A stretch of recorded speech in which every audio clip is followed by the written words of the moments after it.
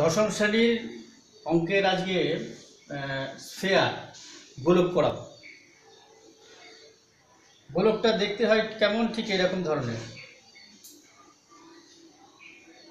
বলটা নবারুণের বল, ও যখন দিয়েছিল অন্যরকম কালার ছিল, কারণ করোনার ব্যাপার তো আমি ভালো করে সাবান দিয়ে ধুয়ে এটা অন্য কালার চলে এসছে, নবারুণ চিনতেই পারবে না। এটা একবারের জন্য দেয়নি, আবার ফেরত দিতে হবে আমাকে। দেখতে ঠিক এই গোলকের মতোই। গোলক এটা এটা নিরেট গোলক বলা যায়। তো যেহেতু এটা ঘন বস্তু, যে কোনো পরিবেশের এই ধরনের বস্তুকে আমরা গোলক বলব। যেহেতু ঘন বস্তু, তাহলে গোলকের মাত্রা হবে তিনটি।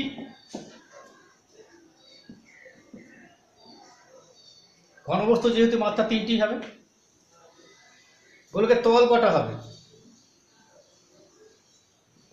এর তল কটা, এটা আইডিয়া করো দেখি। একটাই। গোলকের বক্রতল কটি? দেখো পুরোটাই কার্ভ সারফেস, তাহলে একটাই তল। যদি বলি গোলকের সমতল কটি, সমতল কটি? সমতল নেই, পুরোটাই কার্ভ।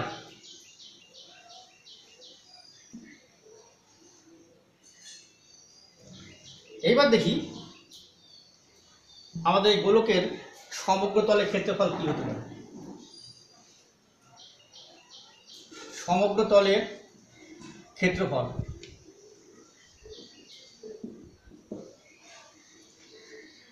সমগ্র তলের ক্ষেত্রফল করতে গেলে দেখো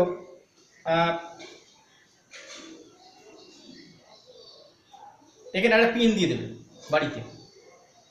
পিনটা আটকালাম, সুতো দিয়ে এরকম জড়াচ্ছি পরপর পরপর, যেন দুটো সুতোর মাঝখানে কোনো ফাঁকা জায়গা না থাকে। জড়ানোর পর দেখো এরকম জড়াতে জড়াতে, আবার জড়াতে জড়াতে, এই জায়গাটা কঠিন কাজ। যদি আমরা জড়াই করে করে আবার শেষ বিন্দুতে আসবো। এইবার এই সুতো আর এই সুতো যদি আমরা এরকম খুলে নিই, যে দৈর্ঘ্যটা আসবে সেই দৈর্ঘ্যটা কেমন হবে? যদি আর ব্যাসার্ধের একটা বৃত্ত নাও, আর ব্যাসার্ধের একটা বৃত্ত নাও, তাহলে পরে এর পরিধি কত? 2πr। ক্ষেত্রফল কত? πr²। ঠিক একই রকম এই 2πr পরিধি, πr² ক্ষেত্রফল।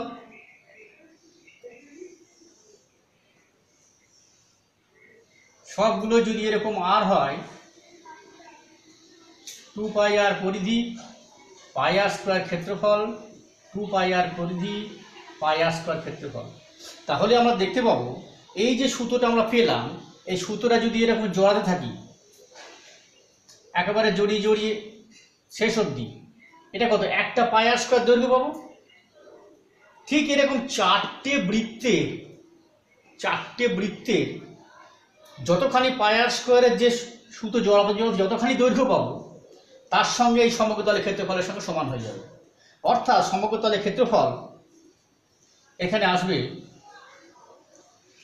4πr² বর্গ একক, যেখানে আটটা কি দেখতে পেলাম? আটটা হচ্ছে গোলকের ব্যাসার্ধ, আটটা হলো গোলকের ব্যাসার্ধ।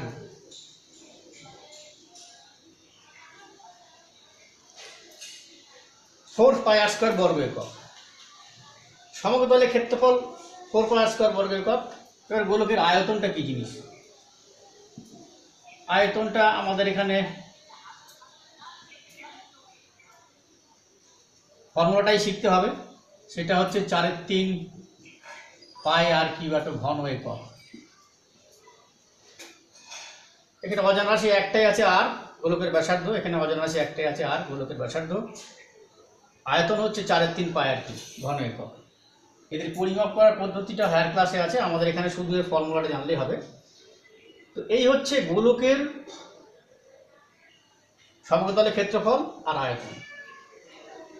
এবার দেখি আমরা অর্ধগোলক কি জিনিস। অর্ধগোলক, অর্ধগোলক, অর্ধগোলকের মাত্রা। অর্ধগোলকের মাত্রা কেমন হবে? এটাও ঘনবস্তু, তিনটেই হবে। অর্ধগোলকের তল কটা হবে? আচ্ছা, অর্ধগোলকটা দেখতে কেমন হয়? দেখো, অর্ধগোলকটা এরকম ঠিক। কারণ ব্যাপার হচ্ছে যে এটা ভিতরটা ফাঁকা, উল্টানো বাটি। আমি যদি এদিকটা বলি, অর্থাৎ এটাকে অর্ধগোলক মানে কি, এটাকে অর্ধেক করে দিলাম। অর্ধেক করে দিলে দেখতে অনেকটা এর অর্ধাংশ এরকম হবে। তাহলে এর তল কটা হবে? দেখো, এটা এই কার্ভ সারফেস একটা হয়েছে, আর একটা উপরে একটা প্লেন সারফেস রয়েছে, অর্থাৎ এর তল হলো দুটো। অর্ধগোলকের বক্রতল কটা? বক্রতল একটা, এই যে এটা একটি। অর্ধগোলকের সমতল, সমতল উপরটা প্লেন, দেখো কাটার পরে, এটাকে কাটার পরে যে প্লেনটা পাওয়া গেছে অর্থাৎ এখানে সমতল, সেটা হলো একটি। এই দুটো মিলে হলো অর্ধগোলকের দুটো তল। এইবার এই অর্ধগোলকের সমগ্র তলের ক্ষেত্রফল।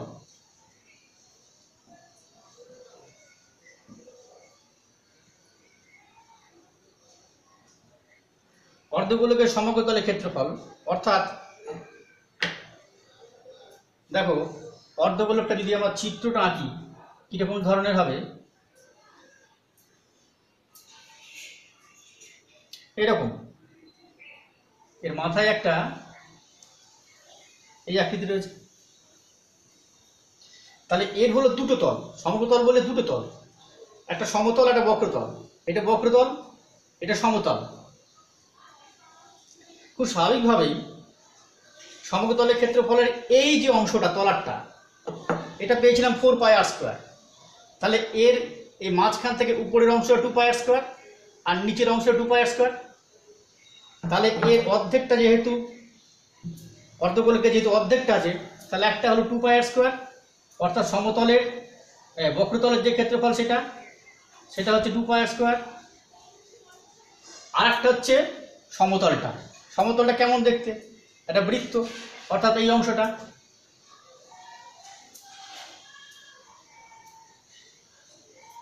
এই অংশটা একটা বৃত্তের মধ্যে দেখতে, তাহলে তার ক্ষেত্রফল হয় πr², কারণ আর তো সবাইকারই সমান।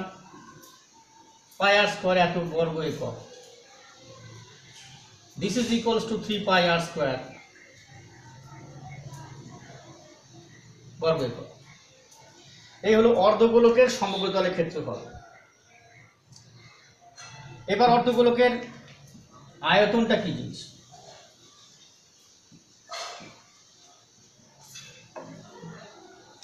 কিছুই না, এটা টোটালটার আয়তন হচ্ছে 4/3πr³।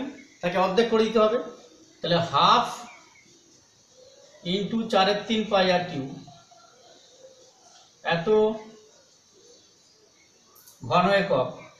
This is equals to 2/3πr³ এত ঘন একক। 4/3πr³ হচ্ছে গোলকের আয়তন, আর তার অর্ধেক 2/3πr³ হচ্ছে যে অর্ধগোলকের আয়তন। এইবার আমরা দেখি কি, যে গোলকটা যদি ফাঁপা হয়, গোলকটা যদি ফাঁপা হয় তাহলে কেমন হবে? ফাঁপা গোলকের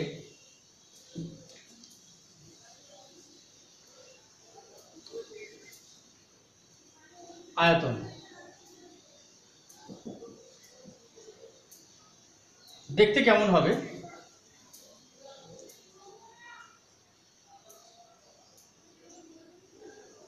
গোলকের একটা বৃত্তের মতোই,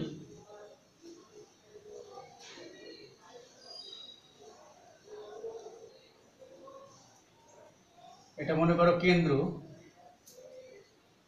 এটা ভিতরের গোলকটা, আর এটা হচ্ছে বাইরের গোলকটার ব্যাসার্ধ ক্যাপিটাল আর, ভিতরের গোলকটার ব্যাসার্ধ হচ্ছে স্মল আর। এইটা হচ্ছে কেন্দ্র,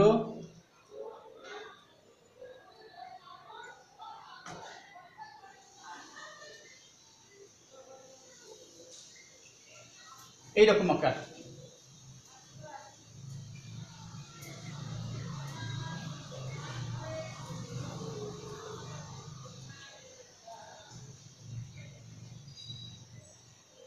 ফাঁপা গোলকের আয়তন ইজ ইকুয়ালস টু দাঁড়াবে, উপরটার হচ্ছে পাই আর 4/3 পাই আর কিউ, উপরটা 4/3 পাই আর কিউ, বহির ব্যাসার্ধ হচ্ছে আর, তাহলে 4/3 পাই আর কিউ। সেখান থেকে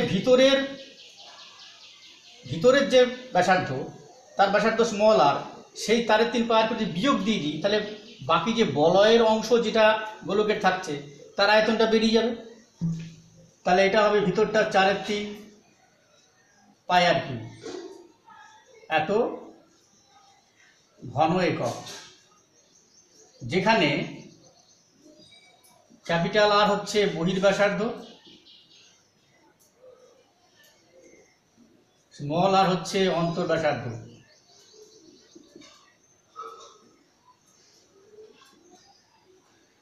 এখান থেকে কমন নিতে পারো 4/3 পাই আর কিউ মাইনাস আর কিউ, এত ঘন একক। অর্থাৎ একটা ফাঁপা গোলক বানাতে কতখানি ধাতু লাগবে, কতখানি আয়তন হবে, সেটা বের করতে গেলে আমাদের এই ফাঁপা গোলকের আয়তনটা বের করতে হবে। এই হলো ফাঁপা গোলকের আয়তন। এবার বিভিন্ন অঙ্ক আছে, এই দিয়েই তোমাদের বইয়ের চ্যাপ্টার দেবে, গোলকের চ্যাপ্টারে বিভিন্ন অঙ্ক আছে। অঙ্কগুলো মূলত এই সমস্ত ফর্মুলার উপর তৈরি হয়েছে। যদি এরকম থাকে বাটি, এটা নিডেড যদি না থাকে, বাটি যদি থাকে, তাহলে এই অংশটা কি হবে, এই অংশটা ফাঁকা থাকবে। যদি বলে এটার কতখানি পাত লেগেছে, কতখানি পুরু যদি নেগলিজিবল হয়, অর্থাৎ এর বেদ কতখানি মোটা, সেটা যদি আমরা নেগলেক্ট করি, এটাকে ইগনোর করি, তাহলে কি হবে, এটা সমগ্র তলে ক্ষেত্রফল বের করলে পরেই কতখানি পাত দিয়ে তৈরি হয়েছে এই বাটিটা, সেটা বের করা যাবে। অর্থাৎ শুধুমাত্র অর্ধগোলকের শুধু বক্রতলের ক্ষেত্রফলটাই লাগছে, সমগ্র তল লাগছে না। কারণ এখানে যে পাই আর স্কয়ার থাকছে, উপরে যে সমতল, সেটা তো নিরেট নয়, এই অংশটা ঢাকনা নেই, বাটি সাধারণত খোলাই থাকে, ঢাকনা নেই, অর্থাৎ এই পাই আর স্কয়ার বাদ চলে যাচ্ছে। অর্থাৎ 3 পাই আর স্কয়ার ছিল অর্ধগোলকের সমগ্রতলের ক্ষেত্রফল, তার থেকে একটা পাই আর স্কয়ার বাদ চলে যাচ্ছে, শুধুমাত্র অনলি 2 পাই আর স্কয়ারের বক্রতলটা হলেই হয়ে যাচ্ছে। এইভাবে তোমরা গোলক, অর্ধগোলক বা ফাঁপা গোলক মনের মধ্যে ছবিটা গেঁথে নিয়ে সেই অনুযায়ী ফর্মুলাগুলোকে অ্যাপ্লাই করতে হবে। বাকি যে বই অঙ্কগুলো আছে এবং তার আগে যে প্রয়োগ আছে, অর্থাৎ করে দেওয়া এবং নিজে করি, সেগুলো নিজে করবে, চেষ্টা করবে। যদি আটকায় সেগুলো স্যারদের হেল্প নেবে, আমাকে ফোন করবে, বলবে। আর বাকি যেগুলো করতে দেওয়া আছে, কষে দেখি, সেগুলো ধরবে। সবার পরে কোনো কিছু আটকালে আমাকে বলবে। আজকে আমি থাকবো।